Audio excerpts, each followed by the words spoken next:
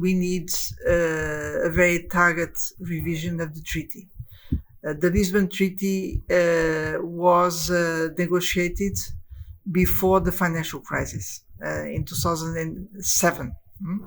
So it remains important in many areas, but we need some update with particular objectives.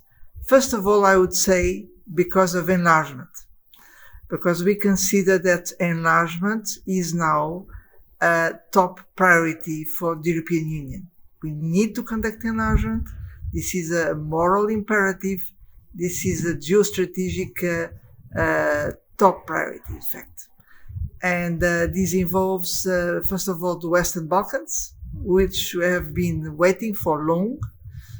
And we need to make sure that the process will be fast enough, but also based on merit and conditions. But at the same time, we need to reform internally the European Union, because if we become a union with more member states, we need to make sure that our decision-making process remains an effective one. And what do you mean with reform? What kind of reform? Well, a good example is to introduce qualified majority voting in particular areas. First of all, in foreign affairs, we need to have a special kind of qualified majority, but we need to prevent the risk of vetoes. There are other areas where we need to go also quicker, when it comes industrial policy, social policy, and taxation. So that's why I'm saying we need not a big revision of the treaty, target one with the specific points very well identified. And you need unanimity to take this unanimity away. So how this can be reached? How this reform can be done? Well, according to the treaties, there are different ways to revise the treaties. We could go to so-called passerelle, where some target revisions can take place, provided they get unanimity, in fact. But the experience has proven this is not easy to use this passerelle mechanism.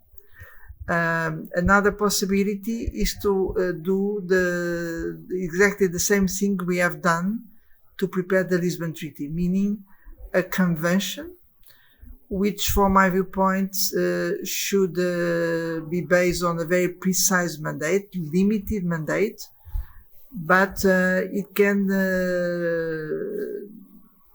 paradoxically be the best way to move forward, because when we have a package of issues to be negotiated, in the end you can find a compromise.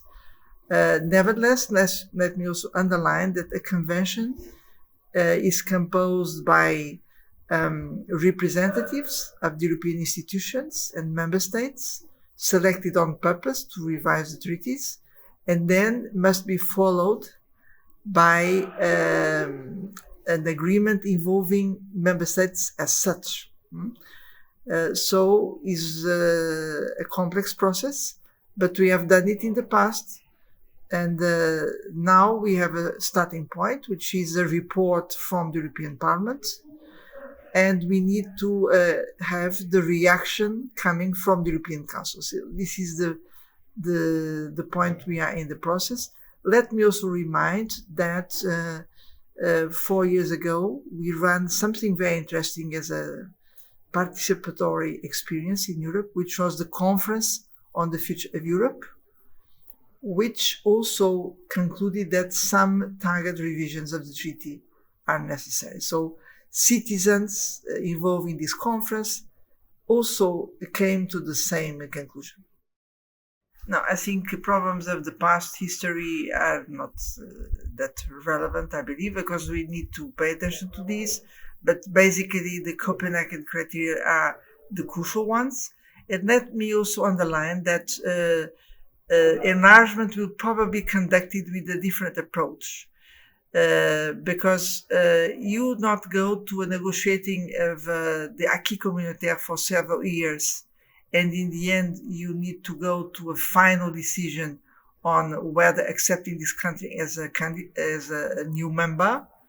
probably the method will be another one, is to involve these candidate countries from now on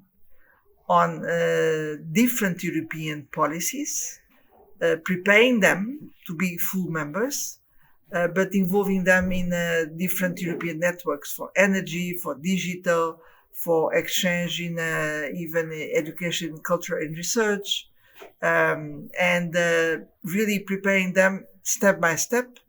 And if they are delivering on these reforms, they should be supported in political and financial terms. So I really think this method is much better and will allow these candidate countries to start feeling they are really part of the same boat.